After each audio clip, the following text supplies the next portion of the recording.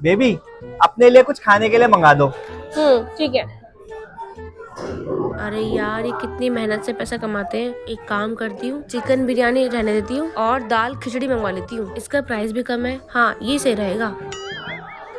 Baby, मैं एक काम करती हूँ, अपने लिए दाल खिचड़ी मंगा लेती हूँ। दाल खिचड़ी? हाँ। पर खाने के लिए मंगाओ ना कुछ। अरे वो मेरा पेट भरा हुआ है ना, मैंने चाय पी थी ना, इसलिए। वेटर सुनो, आप मेरे लिए दाल खिचड़ी ले आओ। एक मिनट वेटर, मेरे लिए ना आप पनीर टिक्का, 2 टंगड़ी कबाब और एक बटर नान, और नहीं बटर नान 2 कर देना, और मीठे में गाजर का हलवा कर देना। और मैं भी करा लूं मीठे में अपने लिए? अरे तुम क्या करवाओगी, तुम्हारा तो पेट वैसे ही भरा हुआ है, अभी चाय पी के तो आई हो तुम। आप ये ले आओ।